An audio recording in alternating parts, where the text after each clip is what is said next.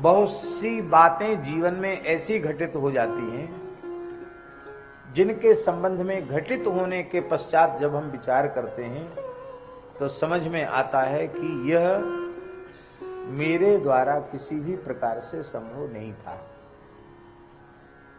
इतना बड़ा काम हमारे जैसे साधारण मनुष्य के द्वारा कैसे हो गया? तो उस समय यह नहीं सोचना चाहिए कि मैंने अपने श्रम, अपने पुरुषार्थ या अपने सुकृत से ये किया। गीता जी में भगवान क्या कह रहे हैं? अहंकार विमूढ़ात्मा कर्ताहमिति मन्यते। पर जो साधु पुरुष होते हैं, सज्जन पुरुष होते हैं, वो किसी भी उपलब्धि का श्रेय स्वयं नहीं लेते हैं। वे उपलब्धि का श्रेय अपने पूज्य गुरुजनों को ही प्रदान करते हैं। इसमें एक बहुत बड़ी बात है कि स्वयं अहंकार से व्यक्ति बच जाता है। हमारे पूज्य गुरुदेव भक्तमाली जी कहते थे, अहंकार किसी काम में नहीं आता। महाराज जी कहते थे अहंकार किसी काम में नहीं आता। किस काम में आता है? तो महाराज जी कहते जैसे बनी बनाई खीर में कोई मिट्टी का तेल डाल दे, केरोसिन डाल दे, तो क्या होगा खीर का? है? खीर खाने की तो बात दूर रही, खीर सूंघने के योग्य भी नहीं रह जाएगी। ऐसे ही मनुष्य के जीवन की जितनी उपलब्धियां हैं विशिष्ट, उनमें वो तो खीर के जैसी हैं और उनको मिट्टी के तेल जैसा अग्राह्य बना देता है अहंकार। इसलिए अहंकार कभी नहीं करना चाहिए। और अहंकार से बचने का साधन यही है कि हम निरंतर गुरु गोविंद की कृपा का अनुसंधान करें। हमने जो कुछ किया भगवान की कृपा से किया। और देखिए ये बात बिल्कुल सत्य है, हम जो कुछ कर रहे हैं वो भगवान के अनुग्रह से ही कर रहे हैं। उपनिषद में एक आख्यायिका है कि त्रिलोक विजय का अभिमान देवताओं को हो गया था, तो भगवान ने कृपा पूर्वक उसे नष्ट करना चाहा और एक विलक्षण तेजो में यक्ष के रूप में भगवान प्रकट हो गए। और इंद्र को बड़ा कौतूहल हुआ कि है क्या चीज, इतनी विचित्र क्या है। तो सबसे पहले उन्होंने कहा भाई कौन पता लगाएगा इसका? अग्नि बोले हम लगाएंगे, क्योंकि अग्निम ईड़े पुरोहितम, ये तो पुरोहित हैं। सबसे पहला ऋग्वेद का मंत्र अग्नि शब्द से ही आरंभ होता, अग्निम ईड़े पुरोहितम देवस्य ऋत्विजम। तो ये जातवेदा हैं, अग्नि है, अग्नि महाराज। उन्होंने वही अहंकार वाली युक्ति की। उस तेजोमय परमात्मा ने पूछा कस्त्वम, तू कौन है? ये नहीं कहा कि महाराज जी आपका परिचय क्या, ये सब नहीं कहा। कस्त्वम, तू कौन है? तो वो तो बड़े अहंकार में गए थे अग्नि। उनको लगा कि हमारा बड़ा भारी अपमान हुआ। अग्नि बोले अरे तुम जानते नहीं हमको, जात वेदा, मैं अग्नि। गुरुजी जात वेदा शब्द का बड़ा सुंदर अर्थ महाभारत में लिखा है। महाभारत में लिखा है वेदास्त्वदर्थम जातावई जात वेदा ततो ह्यसि। बहुत ऊंची बात। वेदाह त्वदर्थम जाताह, वेद हे अग्नि आपके लिए ही वेदों का प्रादुर्भाव हुआ, वेदों का प्राकट्य आपके लिए। क्योंकि वेदों का जो प्रयोगात्मक स्वरूप है वो यज्ञ के द्वारा ही चरितार्थ होता है। और यज्ञ अग्नि है, अग्नि स्वरूप ही तो है यज्ञ। चाहे स्मार्त यज्ञ करो तो, और श्रौत यज्ञ करो जिसमें वषटकार का प्रयोग होता है वो श्रौत यज्ञ होता है, जिसमें स्वाहाकार का प्रयोग होता है वो स्मार्त यज्ञ होता है। श्रौत स्मार्त किसी भी यज्ञ में अग्नि स्थापन होता है।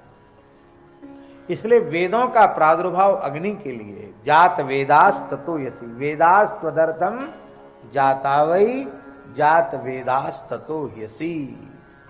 आपके लिए वेदों का प्रादुर्भाव हुआ है अग्नि, आप जात वेदा हो। क्या कर सकते हो तुम? अरे बोले क्या नहीं कर सकते, हम सारे तीनों लोगों को जला के खाक कर सकते हैं। तो भगवान ने एक कथा आपको सुन रखी होगी आप लोगों ने। भगवान ने एक छोटा तिनका, सूखा तिनका सामने डाल दिया, बोले इसको तुम जला के दिखाओ।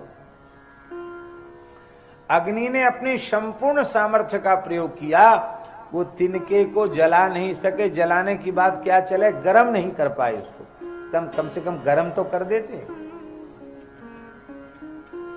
एकदम लज्जित होके अग्नि चले गए। वायु आए, कस्तम तू कौन है? बोले मातरिस्वा, मैं वायु मातरिस्वा। अच्छा क्या कर सकते? बोले बलवानों में मैं सबसे बलवान हूं, प्रचंड प्रभंजन हूं, सारी धरती को सूखे पत्ते के समान उलट सकता हूं, बड़े बड़े पहाड़ों को सूखे पत्तों के जैसे उड़ा सकता हूं, इतनी सामर्थ्य है मुझ में। अरे बोलिए धरती पहाड़ पीछे उड़ाइयो, ये तिनके को उड़ा के दिखाओ, तिनका नहीं उड़ा सकता। सब देवता जब, क्या आप जानते हैं कि घर में राहु का स्थान कहां है? या फिर आप जानते हैं कि पितरों का स्थान? समझ न सके उस विलक्षण तत्व की महिमा को और वे निराश होकर आ गए, तो इंद्र गए तो वह विलुप्त हो गया, अंतर्धान हो गया, तिरोहित हो गया। क्यों?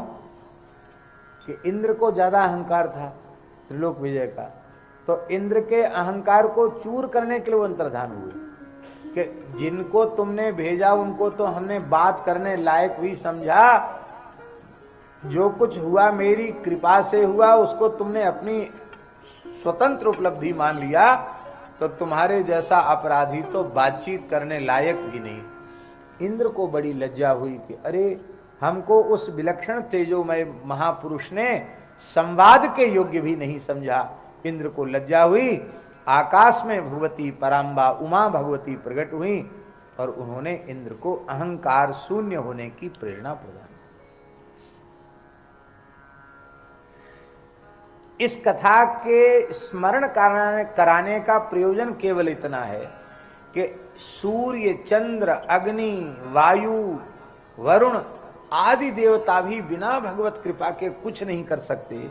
तो हम तो अत्यंत सामान्य मनुष्य हैं, हमारे द्वारा जो कुछ किया गया वो भगवान के अनुग्रह से हुआ, गुरुजनों की कृपा से हुआ, संतों की कृपा से हुआ, भगवान की कृपा से हुआ। ऐसा यदि हम अपने आप में अनुभव कर लें तो अहंकार से उत्पन्न होने वाले जो प्रचंड दोष हैं उन दोषों से हम बच जाएंगे। सारे दोष अहम और मम से ही उत्पन्न होते हैं, और अहम और मम की जोड़ी है। अहम होगा तो मम होगा, मम होगा तो अहम होगा।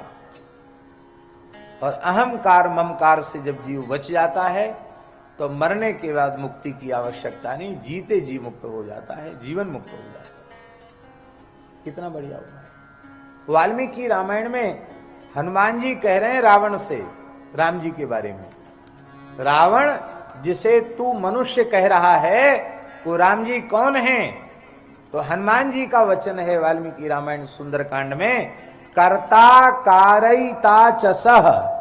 हनुमान जी कह रहे हैं राम जी कर्ता भी हैं और कारयिता भी, करने वाले भी हैं और कराने वाले भी भगवान है। तो हम व्यर्थ अहंकार अपने ऊपर लेते हैं कि हमने किया अथवा हमने कराया। किया भी भगवान का और कराया भी भगवान का, ऐसा अनुभव करना चाहिए। कर्ता कारयिता च सह, भगवान कर्ता। अच्छा, कर्ता व्याकरण में कर्ता की परिभाषा क्या है? स्वतंत्र कर्ता, पाणिनि जी का सूत्र है स्वतंत्र कर्ता। अब ये स्वतंत्र जो शब्द है इसका अर्थ भगवान को छोड़कर और कहां घटित होगा? सर्वतंत्र स्वतंत्र केवल एक भगवान है। व्यवहार में भले ही हम किसी को कर्ता कह दें, लेकिन सच्ची बात है गुरुजी ने जैसा पढ़ाया है कि शब्द की अपर्यवसायी जो वृत्ति होती शब्दार्थ करने की, उस अपर्यवसायी वृत्ति का आश्रय जब हम लेंगे तो स्वतंत्र शब्द का अर्थ परमात्मा में ही जाएगा, क्योंकि स्वतंत्रता केवल भगवान में है। मद भयात वाति वातो सूर्यस्तपति मद भयात वर्षतीन्द्रो दहत्यग्नि मृत्युश्चरति मद भयात। सब कुछ भगवान के द्वारा हो रहा है। अब एक प्रश्न है कि जब कर्ता भगवान है और कारयिता भगवान है, तो हमको फिर स्वर्ग नरक आदि क्यों भोगने पड़ते हैं? कोई पूछ सकता है ये बात? भाई जिसने किया अथवा जिसने कराया वही भोगे, करने वाले को कराने वाले को दोष लगे, हम तो कुछ है ही नहीं। अच्छा काम हो तो स्वर्ग भी परमात्मा ही भोगे, और कुछ अनुचित कार्य हो जाए तो नरक भी परमात्मा ही भोगे। जीव को स्वर्ग नरकादि का सुख दुख क्यों भोगना पड़ता है? बड़ा जटिल प्रश्न है ये, और इसकी आड़ में लोग बहुत ऊटपटांग काम करते हैं। लोग कहते हैं अरे ये सब करने कराने वाले भगवान है, भगवान की इच्छा से कर दिया। ऐसा भी लोग कह देते हैं करने वाले लोग। पत्ता भी बिना भगवान की इच्छा के नहीं हिलता, तो जो कुछ हुआ भगवान की इच्छा से हो गया। इसमें भी क्या है विशेषता भैया जी? अच्छा काम तो हमारे द्वारा हो गया, हमारी इच्छा से हो गया, और कुछ गड़बड़ हो गया तो भगवान की इच्छा से हो गया।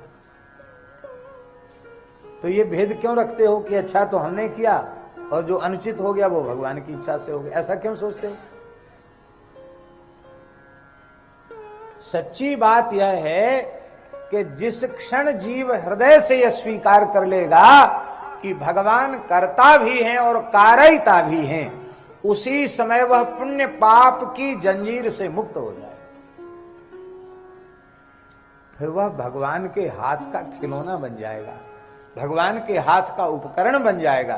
फिर भगवान ही उसके शरीर के द्वारा कार्य करेंगे, वह व्यक्ति कार्य करने वाला नहीं होगा। महापुरुषों के द्वारा भगवान ही काम करते हैं, भगवान का उपकरण बन जाते हैं महापुरुष, और भगवान उनके द्वारा बड़े बड़े कार्य कर देते हैं। पुण्य पाप के बंधन में नहीं रहते। इस प्रकार का जैसे विश्वास है कि भगवान कर्ता भी हैं और कारयिता भी हैं, ऐसा विश्वास जिस भाग्यशाली जीव को हो जाता है, निषिद्ध आचरण जागृत की तो चले क्या, स्वप्न में भी उसके द्वारा निषिद्ध आचरण नहीं होगा।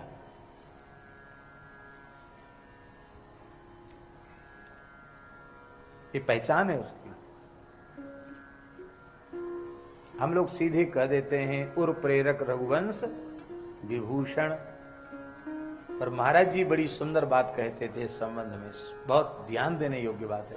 महाराज जी कहते थे कि लोमस जी जैसे जो जीवन मुक्त महात्मा हैं, उनके हृदय में उर प्रेरक रघुवंश विभूषण हैं।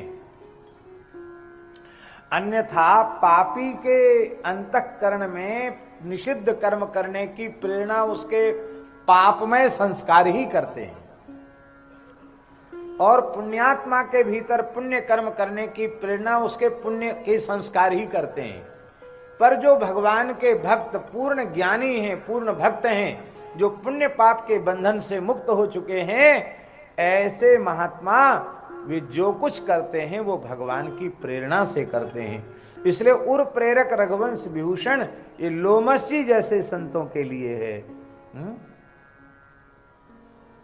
और ये भी उन्हीं के लिए है। उमा दारू योषित की नाई, सबहि न चावत राम गोसाई।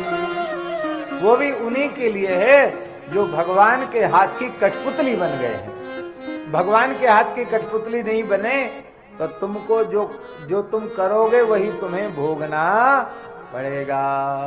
कबीरा तेरी झोपड़ी गलकटियन के पास, जो करेगा सो भरेगा, तू क्यों होए उदास। जो करेगा उसको भरना पड़ेगा।